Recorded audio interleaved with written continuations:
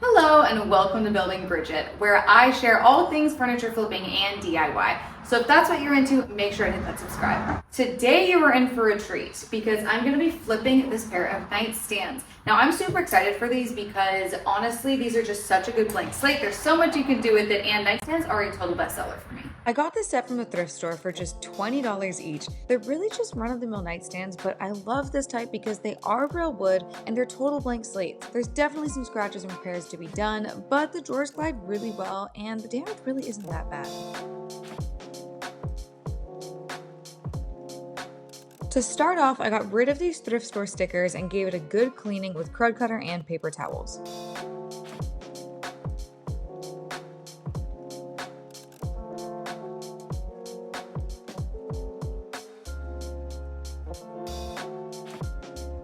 I wasn't a huge fan of these knobs, so I removed them and did not keep them.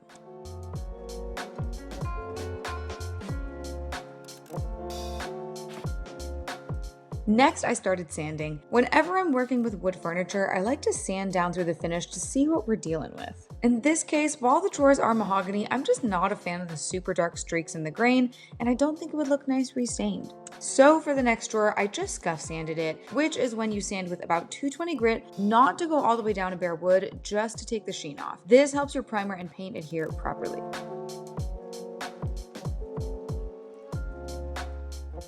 You'll notice these water damage bubbles on the top. No worries, we'll sand those out. I started with 120 grit here to cut those raised areas down to be nice and flush. Then I went over it again with 220 and made sure the spots that used to have water damage were now nice and smooth.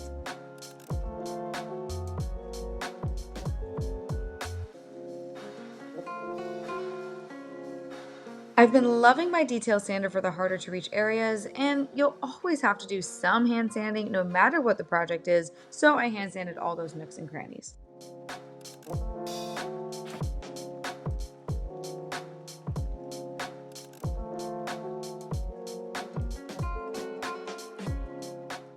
Next, I wood filled any imperfections. I like to use my hand because you'll probably feel a small scratch sooner than you'll see it.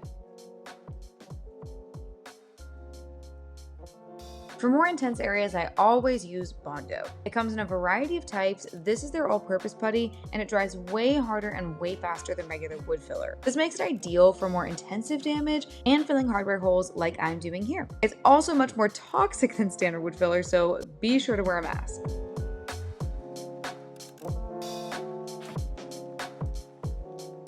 I wanted to add a little extra detailing to these drawers, so I grabbed this pine trim from Home Depot and I cut it down to size with my miter shears. These are about $30 and super convenient. I use them all the time, so I have them linked below in the description.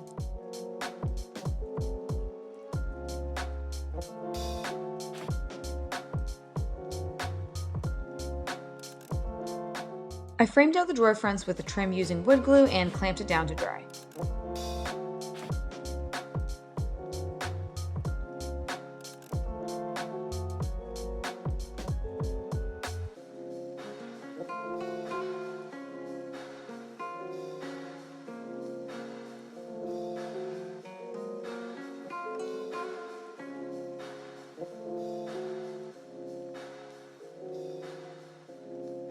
I didn't catch this on camera, but I did wood fill in between the crack where the wood trim met the drawer fronts, and here I'm sanding it down so it looks totally seamless.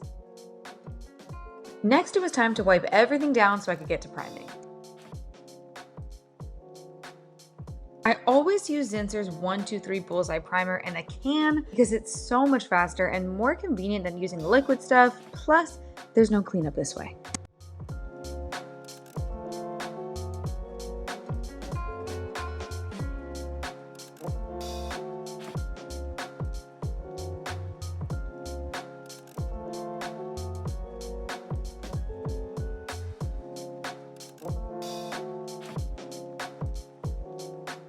After the primer dried, I realized that one drawer that I sanded all the way down at the beginning, well, it now has tons of deep grains showing through it, so I decided to grain fill. Grain filling is just watering down wood filler to fill in deep exposed wood grain. You could pre-mix the filler with water, or as I'm doing here, just slap on some filler, spread it out, and spray water on it as you go. There are no rules. I filled in some other areas too before letting it dry and sanding it all smooth.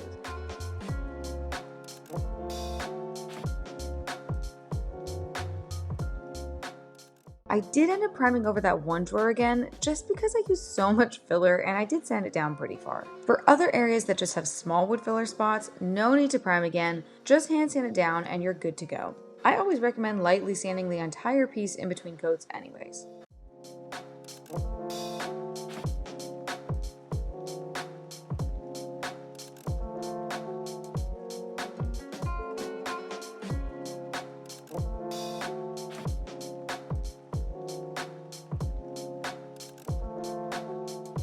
I did a couple other tiny touch-ups like caulking in this gap before moving on to paint. I'm using the color Cream Puff by Behr and mixing in about an equal amount of my top coat, which is Behr's water-based polyurethane. I like mixing my top coat into my paint because it essentially makes it like a 2-in-1 paint, which is easier for me. If you use a sprayer, you always need to filter your paint. This helps keep any clumps and debris out of your sprayer. I felt like it needed to be a bit thinner, so I added just a bit of water until it looked good to go. And it's finally time to spray. I keep my furniture on dollies when I spray so I can easily move them around and get all angles.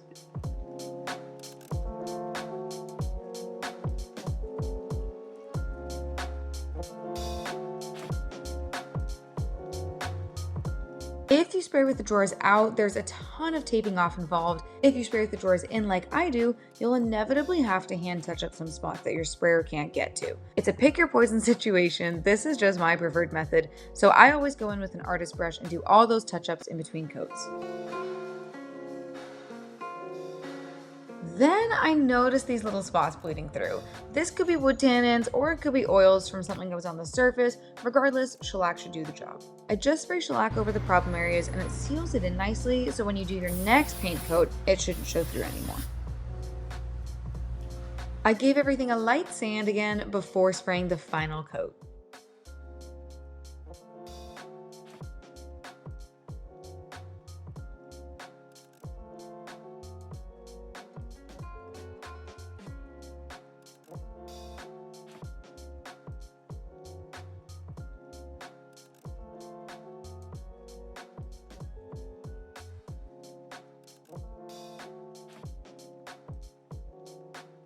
I'm adding new handles, so I need to drill new holes. This template makes my job way easier and cuts out the math. I have it linked in the description if you want to check it out.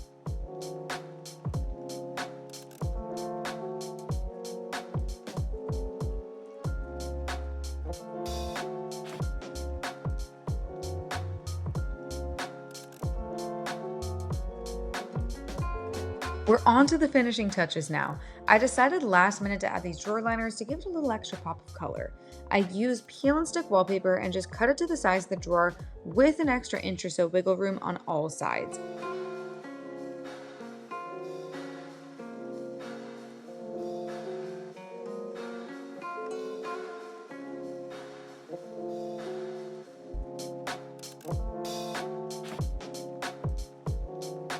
Once I line it up, I flatten it all out and trim off any excess with a utility knife.